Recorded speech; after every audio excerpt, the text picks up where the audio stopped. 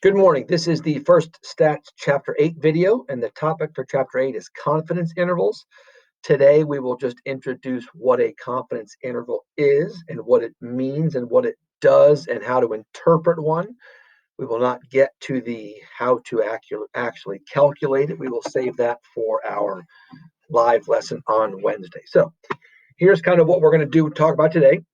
We're going to talk about a point estimate, what that means, and what a margin of error is. And then the next two are kind of the same. We're going to interpret a confidence interval or a confidence level. And then we're going to talk about how the sample size and the confidence level can affect how long the interval is. And we won't quite get to the last one, which talks about how if you have a bad sample that that really affects everything that we're doing. And that's kind of an overriding topic that you'll see throughout this chapter and the next couple. All right. So let's talk about all the stuff we've done with probability. This statement kind of sets the tone for the rest of the class. It says in the real world, we rarely know a population parameter like the population mean mu or the population proportion p. We wish we knew those things. We might need to make some decisions based on what those things might be, but we rarely, as you know, can talk to everybody or ask everybody or average everybody's whatever or find the overall proportion of everybody who likes whatever. It says we will only have either a sample mean, x bar, or a sample proportion, p hat, which we can use to estimate either mu or p. So again, please keep track that the population parameters, mu for mean and p for proportion, we wish we knew those. We rarely do. All we will have access to is we take a sample and find the sample average, or take a sample and find a sample proportion. We hopefully can make some educated decisions based on our sample. So that's really what the next several chapters are about, how to infer something about these unknown population parameters, mu or p, from what we do know, which is a sample mean x bar or a sample proportion p hat. All right, so first let's talk about a point estimate. And that just, again, part of this is just knowing the vocabulary. A point estimator is a statistic that provides an estimate of a population parameter. I'm just reading in the green box. The value of that statistic is called the point estimate. So big picture, we're either going to be wondering about a mean or about a proportion. And if we're talking about the mean mu, the point estimate we're going to use is the sample mean, x bar.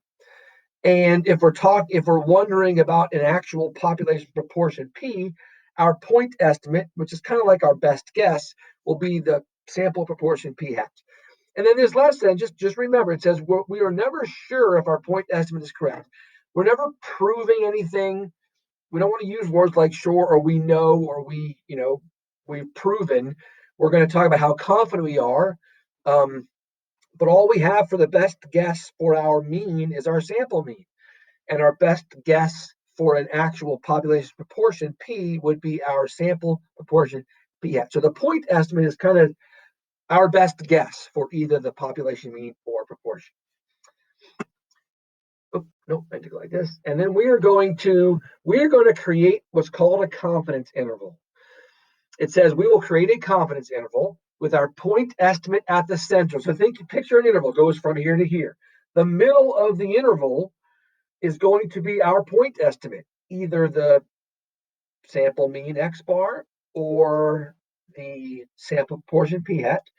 And we're going to add or subtract what we're going to call a margin of error. And you've heard the phrase margin of error before. So this general formula for a confidence interval is a point estimate and then plus or minus a margin of error. Again, today we're going to understand what those numbers are. We're not going to find today how to calculate them, but we need to be real clear what they are. So here's these two examples I have here, which are kind of separated by this line here. If you're given the confidence interval, you need to make sure you can clearly identify what the point estimate must be and what the margin of error must be. So I have one example for each. The first example says if a 95% confidence interval, let me pause right there. We'll talk in a minute about what that percentage means. We'll get to that. if a 95% confidence interval for mu is from 70 to 90, well, the point estimate is going to be the middle of the interval. And obviously, I made the numbers nice and simple enough where you can tell me that the middle of that is, in fact, 80, because that's halfway from 70 to 90. And if the numbers were crazy decimals, you could do the math and figure out the middle. And the margin of error is how far either up or down from the middle am I going from the point estimate? And obviously from 80 to 90 and from 80 to 70 is 10. So the margin of error would be 10. So I can write this interval as 80 plus or minus 10. That's an 8.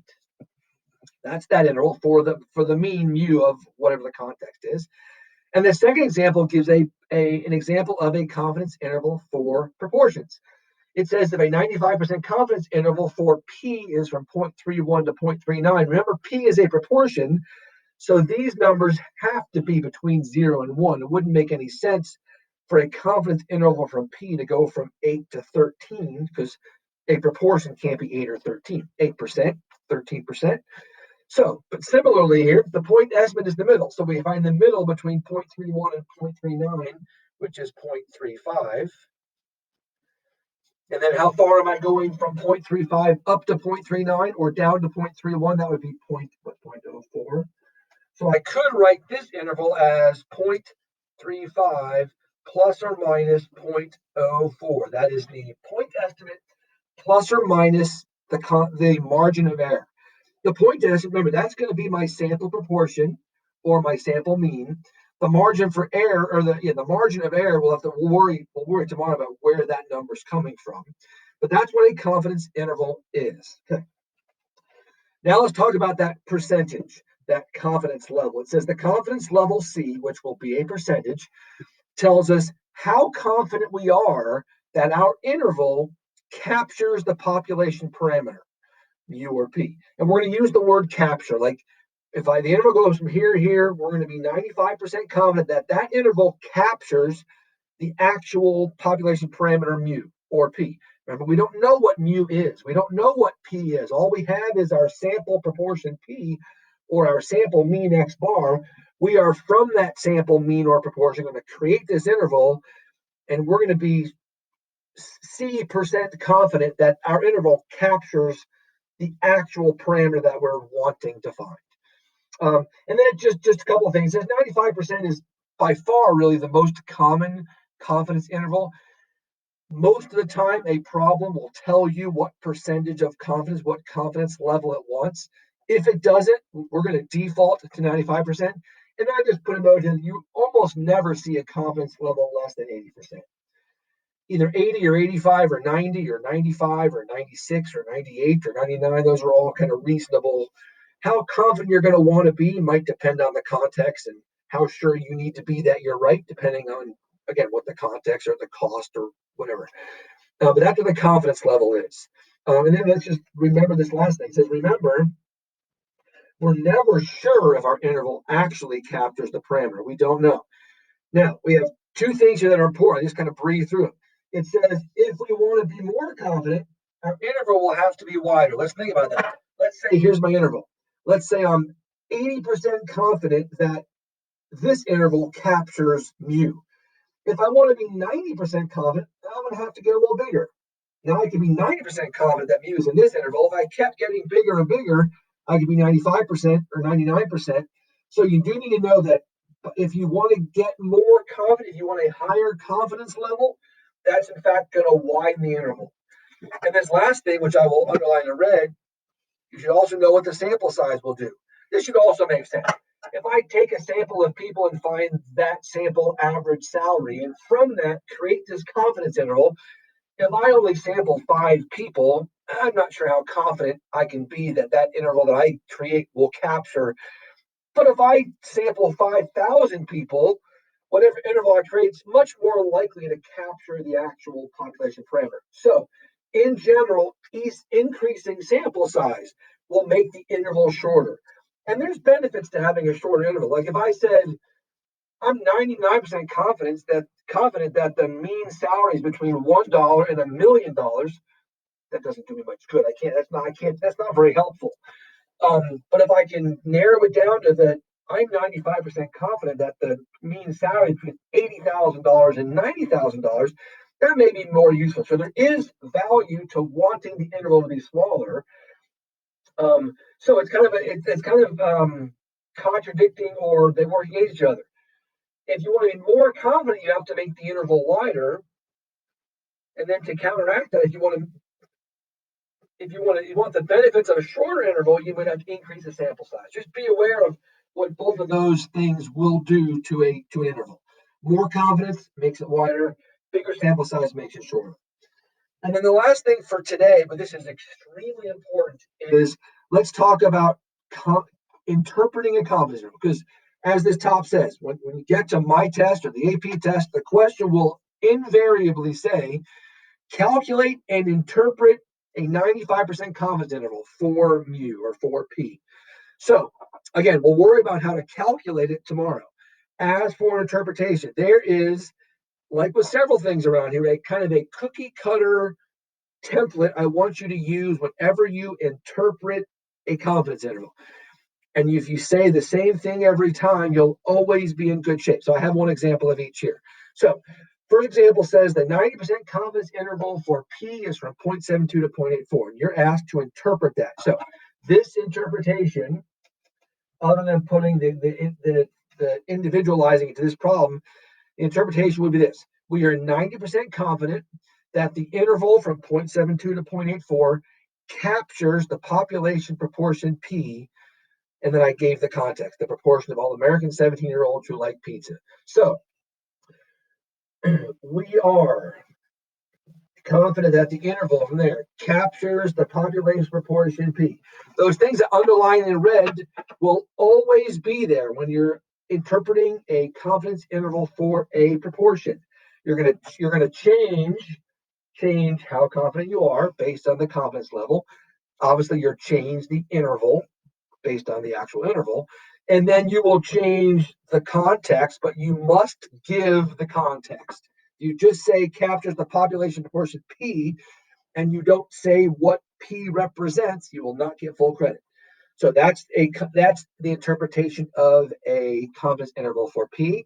And then now below I have an example of a confidence interval for mu, for the mean. So it says the 98% confidence interval for mu is from 50,000 to 70,000. So you'll notice this is very similar. It says we are 98% confident that the interval from, in this case, 50,000 to 70,000 captures the population mean mu, and give what is mu. And here it's the mean salary of all professors at UC, whatever the context is. So you will always be asked to interpret a confidence interval. That's the template. We are this percent confident the interval from there to there captures either the population proportion P or the population mean mu, and then give the context of either P or mu. So, and you'll hear me say that a bunch of times because that always shows up in something you should have kind of memorized, so you always interpret the confidence intervals correctly. So that's it for your just introduction to confidence intervals, which is really all 8.1 does. 8.2 and 8.3 talk about confidence intervals for P first in 8.2, and then confidence intervals for mu in 8.3. And we'll see how to calculate one tomorrow. We'll also learn how this sampling distribution conversation we had in chapter 7 shows up here. We'll also talk about those conditions we talked about last chapter, which was how do we know this sampling distribution is normal? We had some conditions that had to be met. Those will show up in a minute here, or not a minute, but in the next video as well. So make sure you watch this video and do the assignment, and then we will do the live lesson on Wednesday. So have a great Tuesday. Oh, I guess I can show you. I'll put it. There's the assignment. Just 2 problems. They ask you to.